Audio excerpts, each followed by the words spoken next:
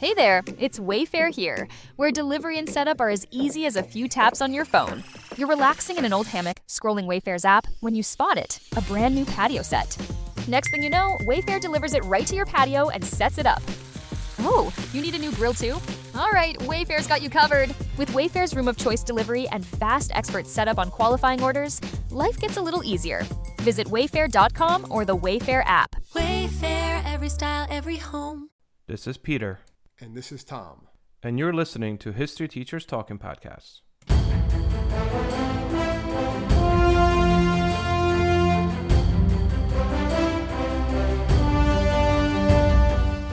All right, this is Peter Zablocki and Thomas Reska, and welcome back to our podcast. Tommy, what do we got? Well, we're going back to our, where we started, right? The presidents. We're going back to our roots. So today we're going to be focusing on the man that's on the $50 bill, Ulysses S. Grant. Indeed.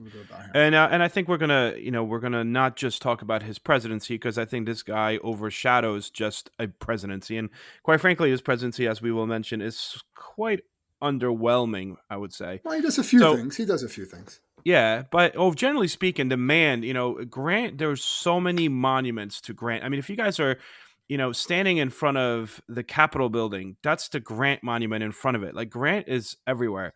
He is a huge personality in American history. Tom, you want to kind of give us a little synopsis of who Grant is? I guess Grant is he's probably best known as a Union general who led the United States to victory over the Confederate States, right, during the Civil War. Like we said, he was a two-term president.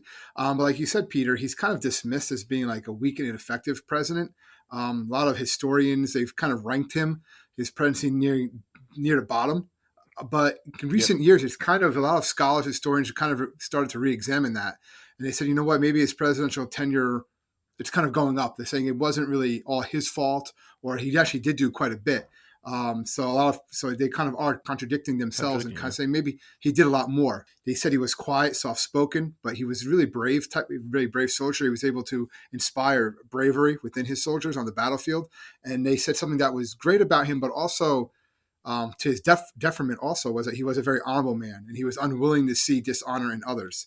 So he really wasn't big into politics, but he winds up becoming, the president of the United States.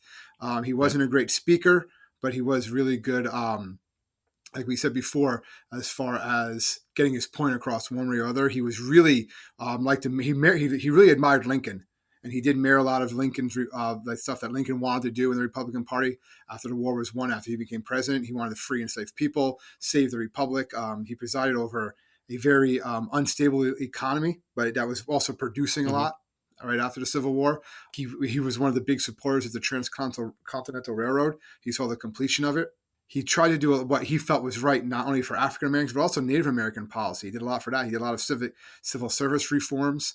So he did do quite a bit when he was president. He doesn't necessarily get credit for it because it winds up ending in a panic. It winds up ending really badly for him. But he wins both elections pretty easily. And he goes on in life, but even his last few days, he just spends it trying to, we'll get to finishing his memoirs. In order to provide money for his family, because he's actually broke, which you don't really think a president of ever going broke. So his life is really full of highs and lows. So let's get started. I think the plan is we're going to kind of elaborate a little bit on his early life and the military career. Then we'll kind of shift over to the Civil War career. That'll be like the second part. And then we'll go to presidency and latter life, kind of to finish it off with. Let's see where it goes. So Grant was born to Jesse Root Grant. He was a tanner, with animal hides and whatnot, and Hannah Simpson. And he grew up in Georgetown, Ohio. Interestingly enough, did you know that his name is not actually Ulysses? Yes. Right? So his name is Hiram. And therefore that's the first name, and his middle name is Ulysses. So it's Hiram Ulysses Grant.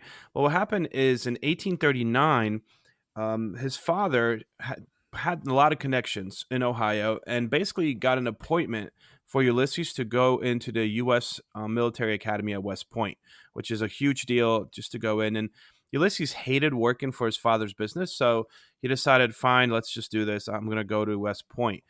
Now, he never really had any interest in military life. It just seemed like an escape from his family business because of the fact that he did not want at the academy to have an acronym HUG, which would be embroidered like on his clothing. So when he enlisted, instead of going with Hiram Ulysses Grant, he switched it and went with Ulysses Hiram Grant. However, there was some kind of a mistake that was made in the paperwork when he entered West Point. So it actually, his name was written as Ulysses S. Grant, and S actually doesn't stand for anything. He Yeah, simply nothing. accepted it, yeah, and it just became the middle initial, and he became Ulysses S. Grant. And interestingly enough, while he's at West Point, people start calling him by this imaginary S. They start calling him Uncle Sam Grant, or they call him, his classmates, a lot of them call him Sam. That's his nickname. It's not even remotely his name. When he entered West Point, he was very little. Supposedly, he was like 5 feet tall, and he wound up growing while he was at West Point during the 4 years. But I mean, the one thing that's always brought up, especially when you study his military accolades from the Civil War, he was a mediocre student at West Point, right? He graduated 21st in a class of 39, so like right in the middle.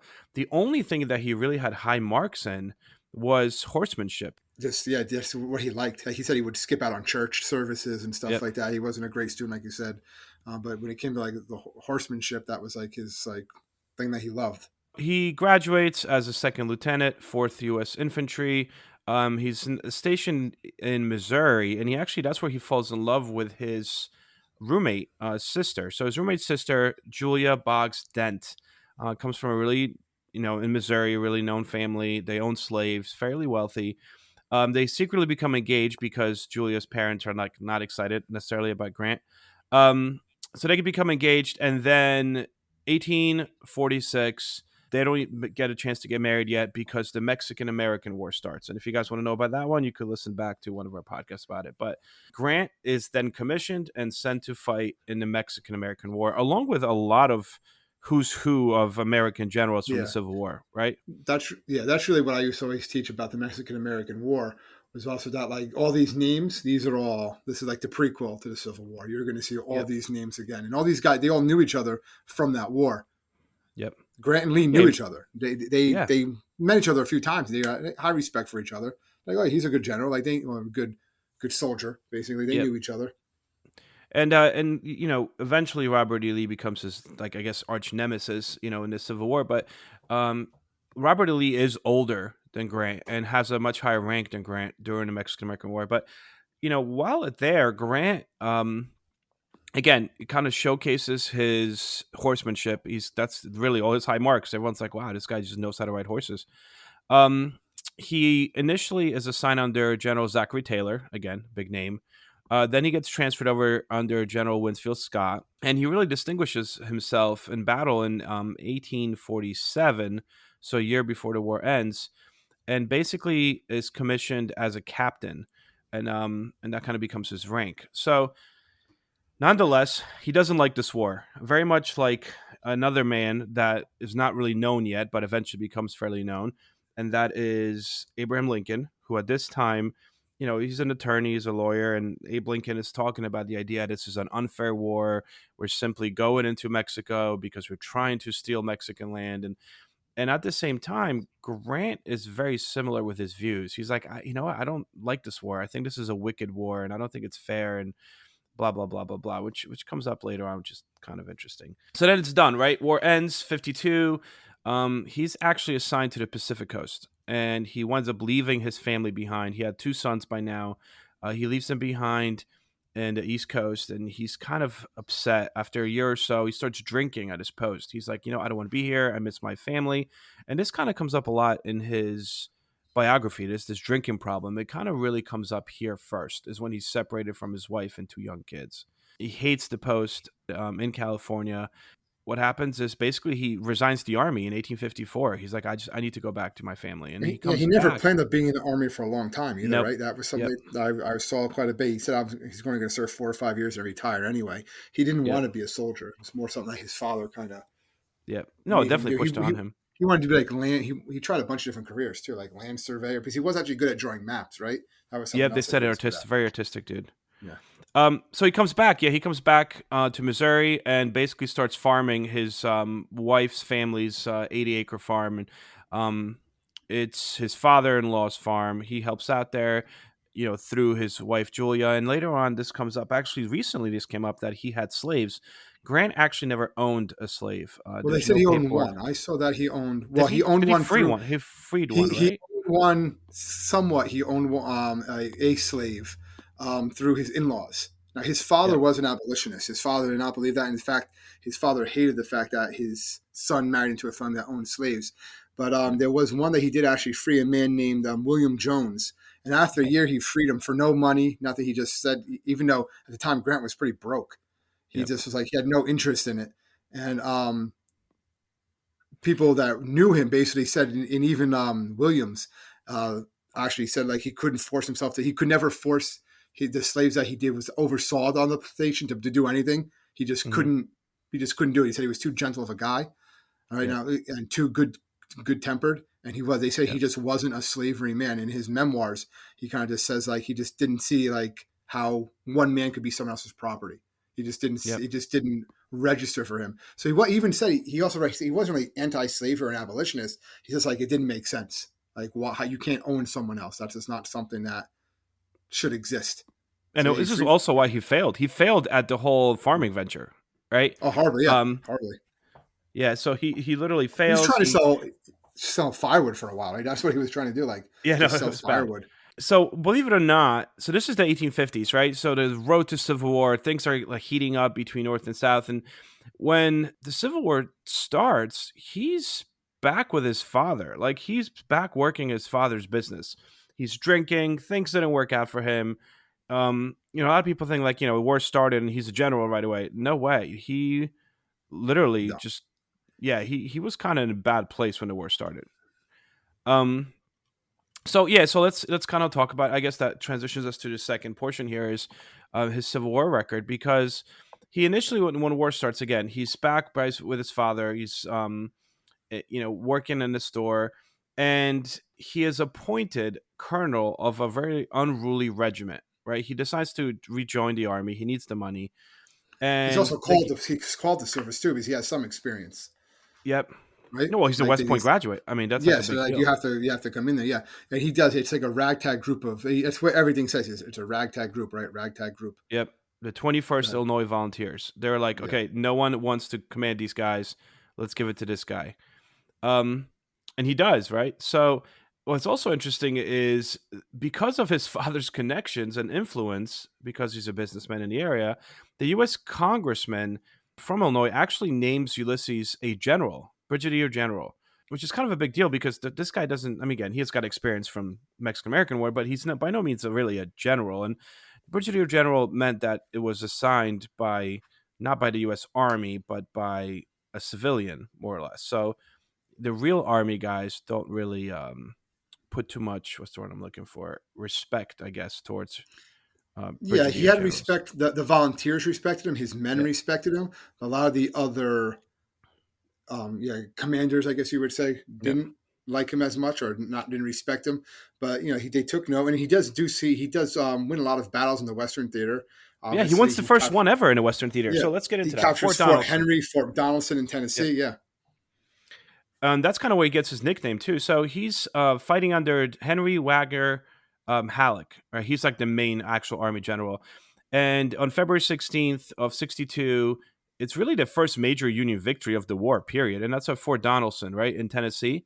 Ulysses S. Grant gets his unit and manages to get 15,000 Confederate troops to surrender to him. is Go that when ahead. they surrender? Is that when they surrender unconditionally? Absolutely. And so what happens? That's How when does he. that play in, right?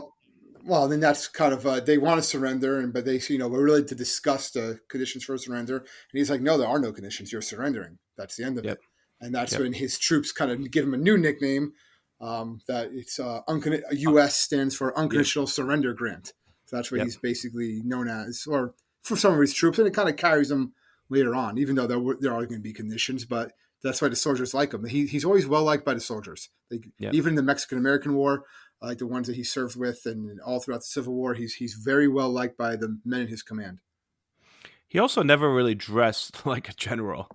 He hated army uniforms. They said he was always dirty.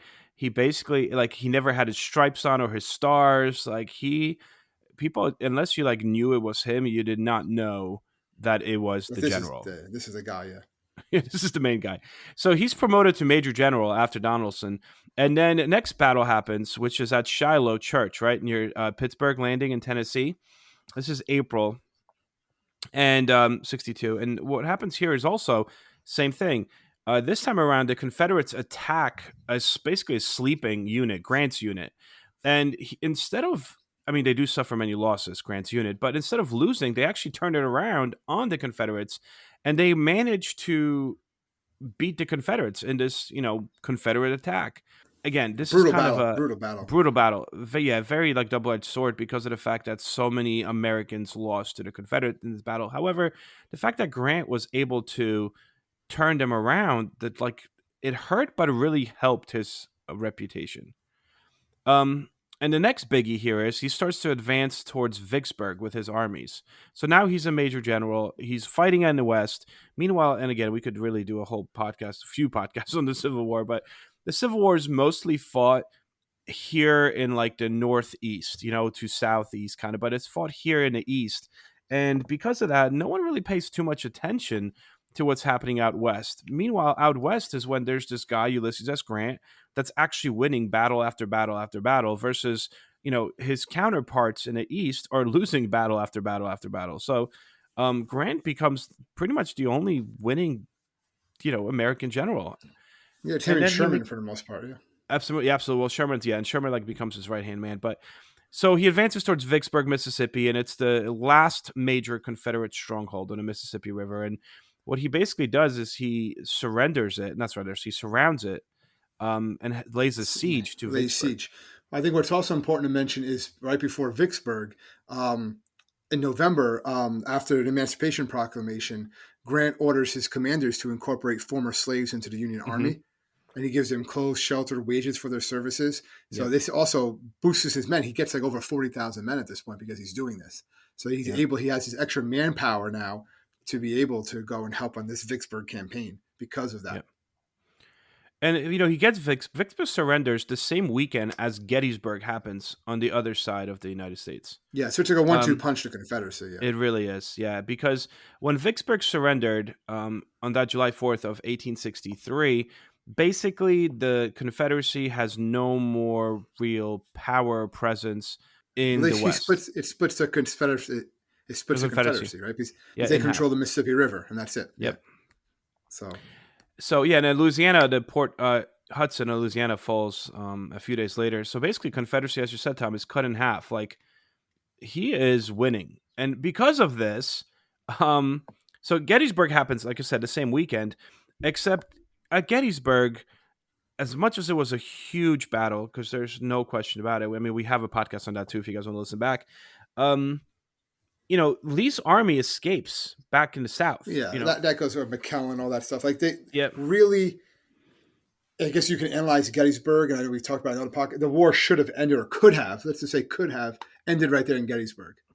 Yep. If certain things were done, if you could make the argument that if you had like Grant or Sherman or one of these more aggressive generals in charge at that point, that maybe you could have ended the war right there. Instead of letting Lee's soldiers get away. You could have ended the war in 63 instead of going on for 2 more years. But it doesn't.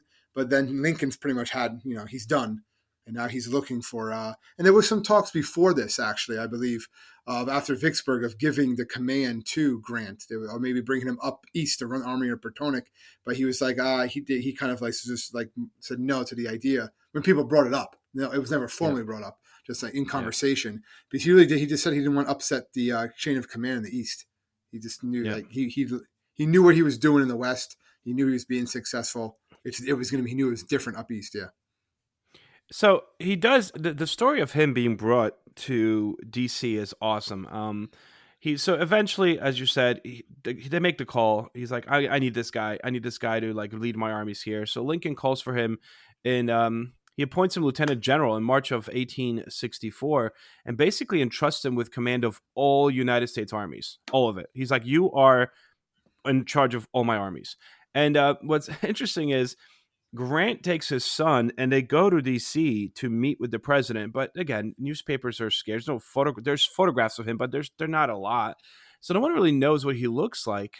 So when he gets to the hotel, again, he's dirty like he always was. He's not really wearing a general's uniform. He shows up with his son and he asks for a room, and they give him this like crappy room because they were saving the good room for the general. And they were like, well, we're waiting for the general. So they gave him this crappy room. And then he comes downstairs like an hour later, all cleaned up in his general's uniform because he's about to set off to meet the president of the United States. And they're like, oh my gosh, like, you are General Grant. We're so sorry. Like, that was not your room. We apologize. And he's like, yeah, no big deal. It's fine. Um, so He like was a he was humble so guy. He really didn't plain. care. Yeah, he was so Yeah. plain that like they didn't even know. Here we are. He becomes Major General.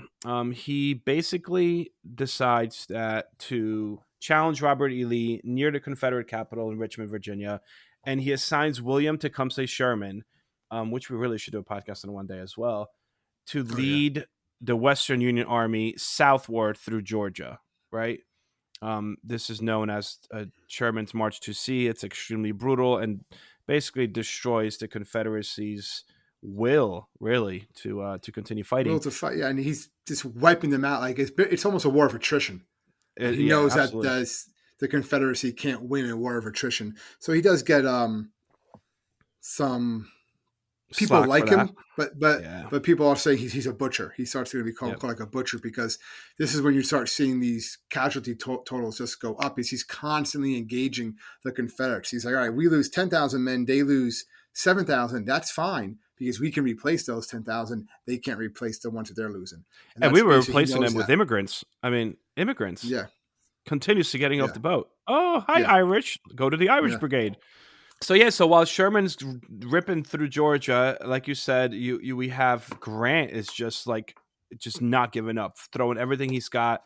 And eventually what happens is he pins Lee down in April in Petersburg, defensive line right before, he has to give up. So essentially Petersburg is actually the first like trench warfare battle, interestingly enough. So there's defensive line, and eventually Lee has to give up the line because just Grant is relentless and his armies are relentless, which leads to April 9th, the actual surrender at Appomattox Courthouse. It essentially, in effect, marked the end of the Civil War, right? But Grant acted again like a true, classy dude with regards to the Appomattox Courthouse surrender. Yeah, because he meets Lee. He addresses him. He doesn't treat him as a traitor. That's what, like people were Yep. worried after they were all going to be hanged. Because if you really look at it, the Confederates were traitors by definition, right? Hmm. They rebelled Yep. against the Union, but he treats them very well. But again, this is also what Lincoln was told him what to do, right? Yep. He's like, we What? fought so Yep. long valiantly. It was one of the worst wars ever fought. He mentions to them, but remember, he also before he even discuss something else, when he first meets Lee, they just start discussing about the old days in Mexico. Yep. And then Grant writes out slowly the terms of surrender. The men and officers were going to be paroled, right? There was going to be amnesty. Each man would just simply be allowed to return to their homes, all right, Yep. as long as they observe the paroles and they do like an oath of allegiance, right, back to the United States. Lee immediately accepts these terms because Yeah. he was like, I thought we were all going to be like hanged, right? Yeah. And No, he and he actually lets them keep the stops. horses, right? Doesn't he let Yeah, them keep the it keeps horses all they too? have to do is lay down. All they have to do is lay down their arms, and Yep. then pledge not to break them up again. And then as they're leaving, a lot of the Union soldiers are like hooting, hollering, taunting them, and Grant quickly puts a stop to it. And then Lee talks about that later, saying he knew that with people like Grant in control, then that it would be easy to bring the South back into the fold if this is how they were going to be treated. Because they really weren't. I think they weren't going to be punished as severely as a lot of them feared they were going to be or could have been. Yep.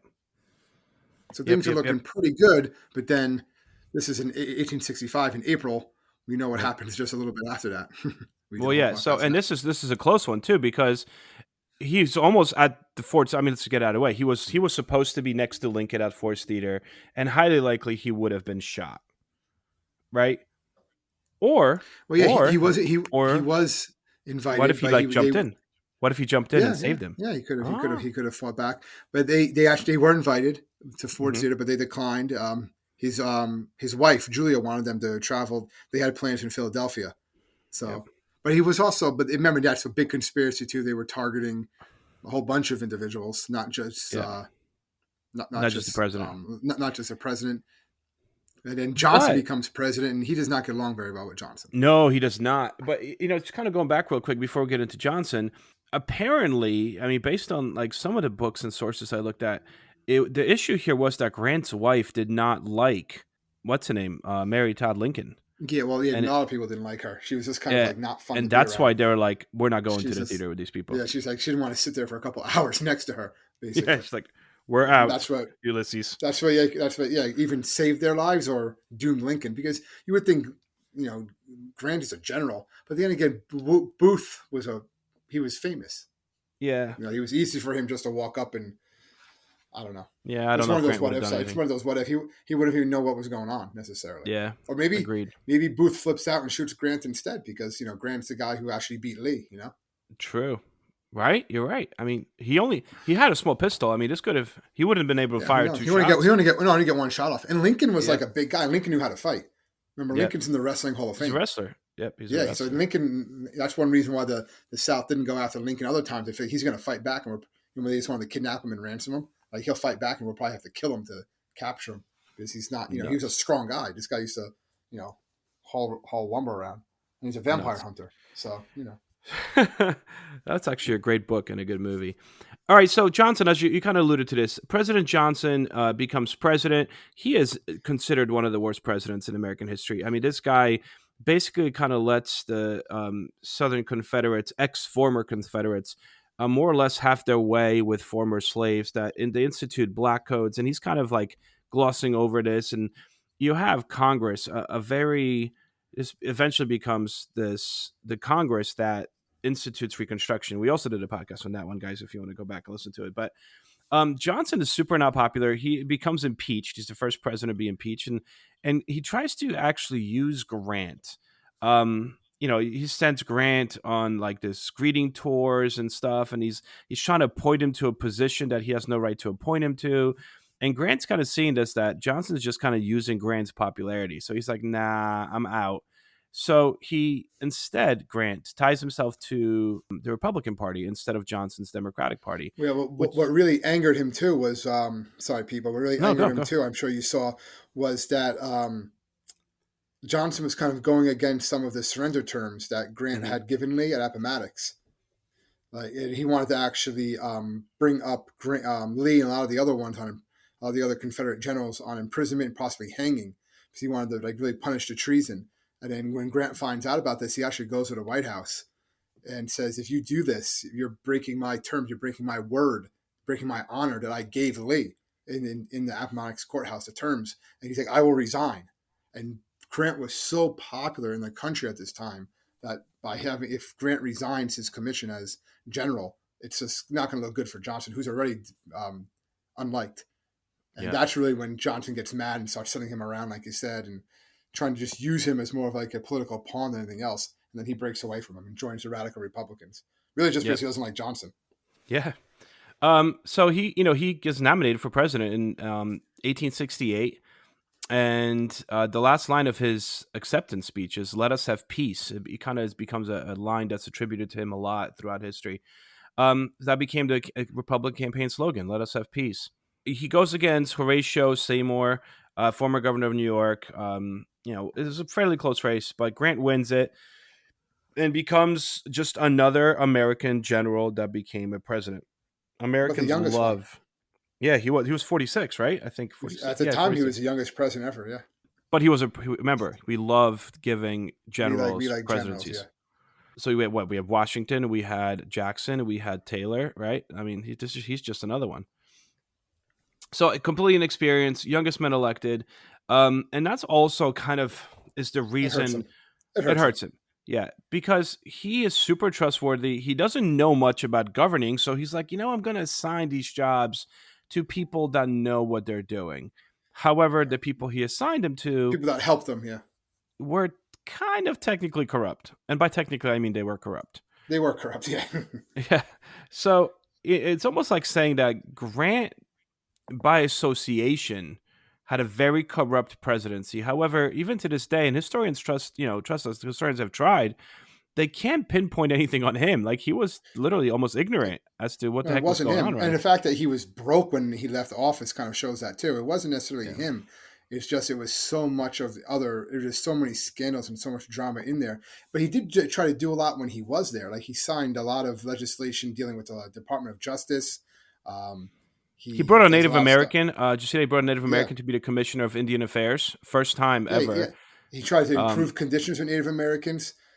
yeah. He tried to do a lot of He was actually reform his wife was policy. really good friends with Susan B. Anthony, and the Yeah, women's rights movement supported him for his reelection. They say that he probably won his election and reelection because of Susan B. Anthony and women's rights, as well as because of the fact that a lot of African Americans voted for him because they saw him as the savior, and just kind of the person that was contributed so much to abolishing slavery. Before we get into like these scandals, because there's really two main ones, right? You have the whiskey ring and Credit Mobilier, but very popular just overall. I mean, they have four children by then. Grant's his daughter Nellie winds up getting married in a White House in 1874. Public is like super excited about it. This is like the wedding of the century.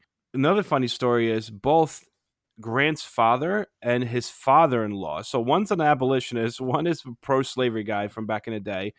They both move into the White House.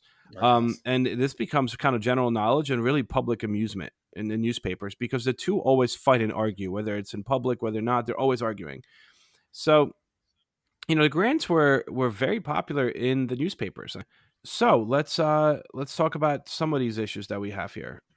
So Credit Mobilier is probably the most known one, but I mean there's quite a few scandals. There's a What whole what are some bunch. Yeah. stuff? Yeah, what do you have for some of the scandals? Well, a lot of them, like you said, like the whiskey ones, they were just ones that a lot of people that he put in place because he was such an honest guy and he believed and trusted all these other people that they kind of just are doing things that are to benefit themselves. And since he's the president, he's involved in them. Well, like he's not involved in them, but his name is attributed to it and it winds up hurting him. But like we said, he didn't really make any money with these, but some of the ones that his first term, you had a group of speculators, right? James Fisk and Jay Gold. They Hmm. attempt to influence the government and manipulate the gold market. It Yeah, fails, but they get caught. And it kind of, because there was a panic in 1869, people aren't crazy about that. All right. He yeah. wasn't directly involved in it, but his reputation was really hurt by Because it. there was That's, it was in his that's cabinet. one of them. Another one was, like you said, was the whiskey ring, Wasn't it like internal 1875. revenue collectors or something trying to accepting bribes from whiskey distillers or something like that to avoid paying Yeah, taxes, right? to defraud the millions in liquor tax. Yeah. Yep. And the president actually defended him, and he was later acquitted. This guy Orville Babcock, but Hmm. still, again, it's just like everyone that he kind of appointed to job. Not everyone, but a lot of people that he appointed to these jobs wound up doing something not right. Basically did something something corrupt a lot of times.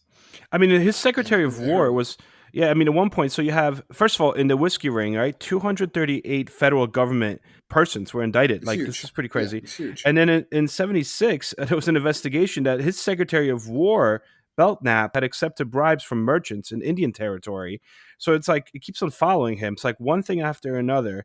And then you have the Credit Mobilier, which basically was, it's a shady, fake corporation that was designed to steal profits from the Union Pacific Railroad that was building the Transcontinental Railroad. And Yes, yes. and what these guys did is basically they created a fake company called Credit Mobilier that was subcontracted by the Union Pacific Railroad. By the way, when I say they created, a lot of congressmen owned stock in Credit Mobilier.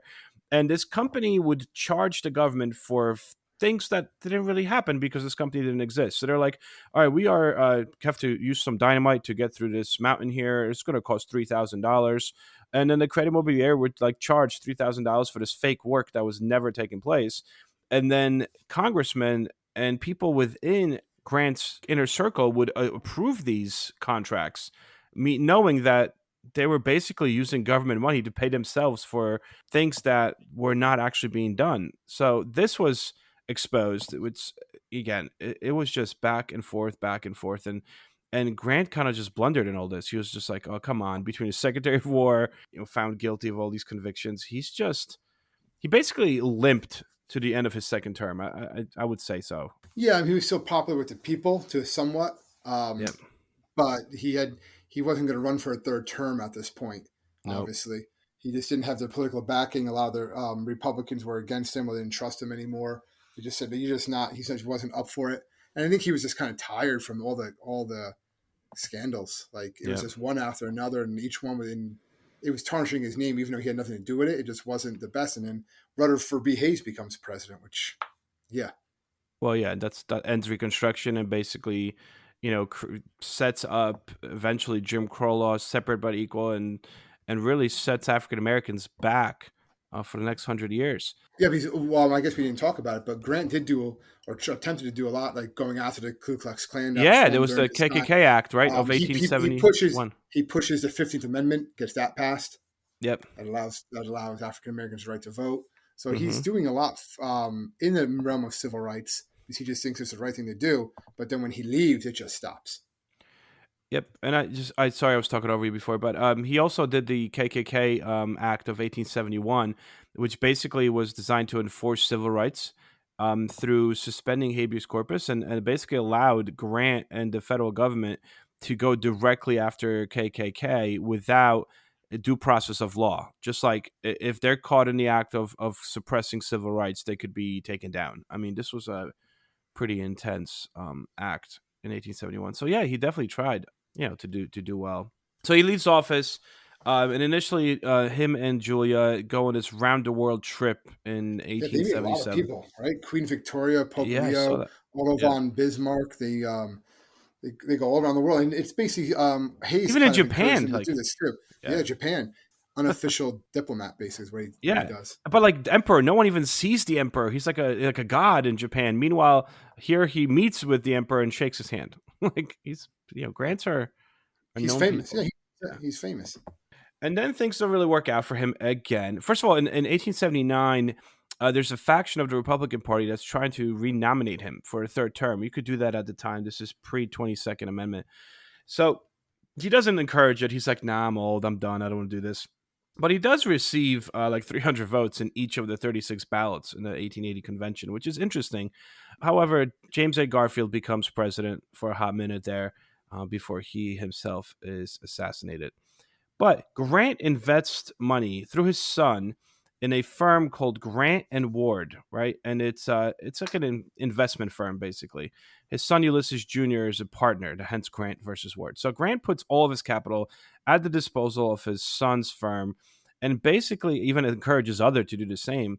In 1884, the firm collapses because they're swindled by one of the two people, the Ward guy, Ferdinand Ward. So it makes Grant, I mean, it not only tarnishes Grant's reputation, and people are like, dude, how stupid can you be that you like put all your money in there? But Grant, as you mentioned at the beginning of this podcast, is broke. Like this Yeah. man is a former president, former Union general. There's already at this time even so many things dedicated to him, and he has no money. Well, he So was only getting $6,000 a year as a former. That's all the presidential pension was at the time, yep, which was decent for the time. But he spent most of his money doing that world tour. Wealthy friends did buy him a house in Manhattan's Upper East Side. He tried building a railroad. You see that? He tried building a railroad no, that I missed. to Mexico City. But what happened was, and it was actually he actually was able to convince Chester A. Arthur to negotiate a free trade treaty with Mexico. But then the United States Senate rejected it. And then the railroad was successful then, and that went into bankruptcy. He talked about when he went in with his sons and how that didn't Didn't work. pan out. So everything he was basically trying to do was failing. He did get a personal loan of $150,000. He invested the money again in a firm, but it wasn't enough to save it. He was basically penniless by this, Yep. and it was really like a personal honor thing. So he repaid what he could from his Civil War mementos and the sale of all of his other assets. But what he basically does is he's starting to die. He becomes friends with Mark Twain. Yeah, I read a book about the two of them. It Yeah. was literally just their friendship. An awesome book. But at the same time, what's happening is he basically gets cancer. He's diagnosed with Yeah, cancer. he's throat cancer. Throat Right? because he smoked so many cigars. This Yeah. dude, every picture I see of him is just him and a cigar. Which is Um, weird because you think about the historical, he's that he was a drunk, and there's some he was never. They don't think he was ever drunk when he made any major decisions. yeah, Remember, this guy had a tough life and what he saw, but he admits that there were times when he probably drank too much, but he was never yeah, actually it never impaired his ability to be president or general. yeah. That's kind of more of like history portrayed him later on. Yep. We're trying to rewrite it. That's kind of like going to the background a little bit. But he smoked there, yes, and that's Full really what time. caused Yeah. his throat cancer. So he's broke. He's got throat cancer. Things are not looking good. And Mark Twain actually convinces him. Mark Twain's like, look, I have my own publishing company. Mark Twain's already known by now, but just so we're on the same page. This is the Mark Twain now. And he's like, listen, why don't you, if you want, I promise you, if you could write your memoirs, your life memoirs from the war years specifically, I will make sure that your family's taken care of for the rest of their lives. Like, I'll make sure your wife's taken care of. If you could write this, I will publish it under my publication, and I'll make sure I'll take care of your wife. And Yeah, Grant he said kind of they sets would. Yeah, I'm sorry. good. They would get a 70% royalty, which is Yep. unheard of at the time. He was Yep. offered like other ones like 10%, but because Twain knew what was going on, he said, "All right, I'll get you 7%, and that's it. Like 70% royalties."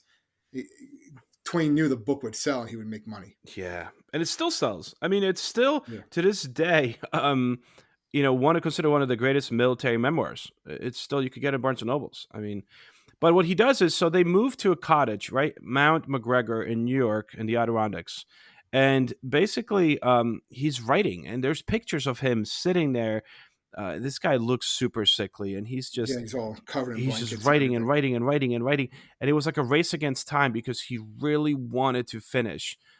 So that way his memoirs were finished, and his wife would be taken care of, and his kids would be taken care of, and he basically lived just long enough to finish his memoirs. I mean, he died. They said that after he A few handed in days his after. last pages, a couple days later, he was dead. He is temporarily put to rest in New York City's Riverside Park. And then in 1897, on the 75th anniversary of his birth, his remains were removed, and they're moved to this like humongous neoclassical granite tomb at Riverside Drive, right in Morningside Heights in Manhattan, where he remains to this day. The project was supervised by the Grant Monument Association, paid by almost 100,000 contributors. And the dedication for it, there's so many pictures of this. It was huge. I mean, President William McKinley was there at the time in attendance, and Grant's tomb 1.5 is, million people. Yeah, yeah, Grant's, it was huge, and Grant's tomb is huge. I mean, if you guys ever get a chance, if you are in the New York City area or tri-state area, just go visit Grant's tomb. It is yeah. something to behold. They said it's the largest mausoleum in North America, right? Yep. And his wife was moved there in 1902 when she passed away. And apparently, the idea for this was, he got this idea from his visit to the tomb of Ferdinand and Isabella in Spain. He saw a similar tomb when they were doing their tour, and they both decided that if, whenever it's their time to pass, they would want something similar. And, you know, there it is. I think that kind of concludes the story of Grant. I mean, we got some fun facts, Well, but yeah, we got I some think facts we and did a also lot of them. what he's seen in history. Well, yeah, I think one that we didn't touch on that I thought found interesting. I didn't even know until I was doing his research is that he tried to annex the Dominican Republic. Really? He wanted to use it as a military base. He wanted to use it as a refuge for African Americans, former slaves, to go there. And it was actually doing pretty well. He thought it was going to happen, but then the Senate didn't ratify it, basically because they just were angry, stalled in the Senate. He had a lot of fights with the senator by the name of Charles Sumner. They Yep. divided the Republican Party, and it kind of stalled it. But yeah, for a while he wanted to get he was very close to annexing Dominican Republic.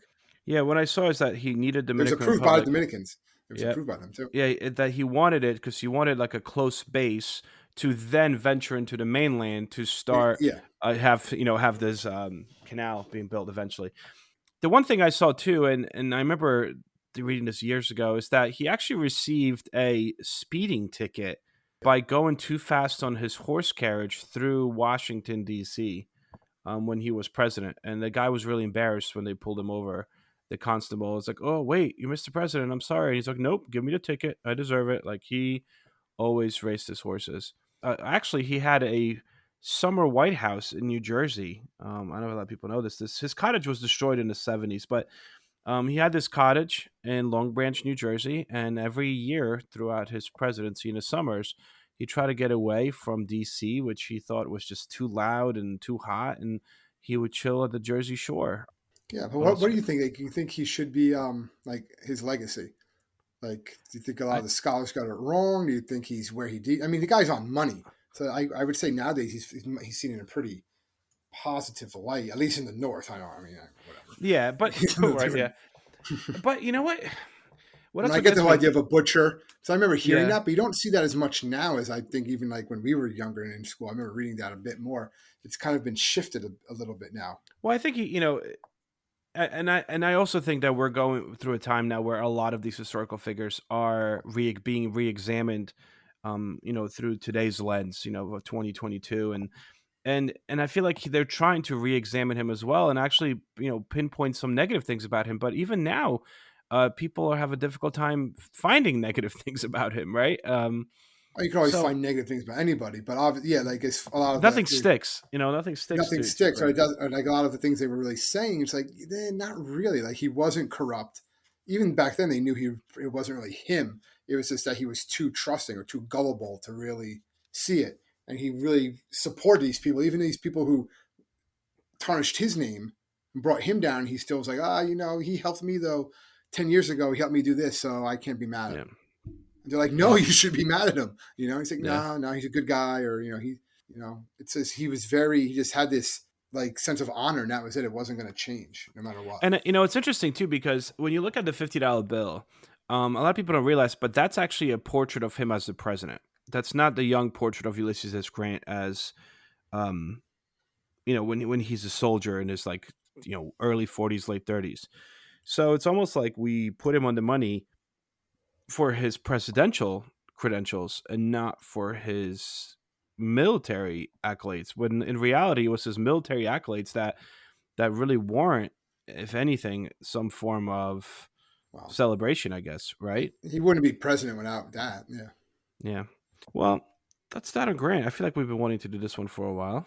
yeah. We've always brought him up and stuff, but we always Yeah. something else came up, Something else came up, like a war and an in invasion Europe and again. stuff like that. Yeah. Oh, crazy. Anyway, so that's it. So thank you guys so much for tuning in every week. We really do appreciate it. And if you need to reach us, you could always do so at www.historyteacherstalkingpodcast.com. Whenever you listen to this, please feel free to leave us a review. We do appreciate those. And again, if you need us, you know where to find us. So I hope everyone has an awesome week, and we'll see you guys next week. Stay safe, everybody.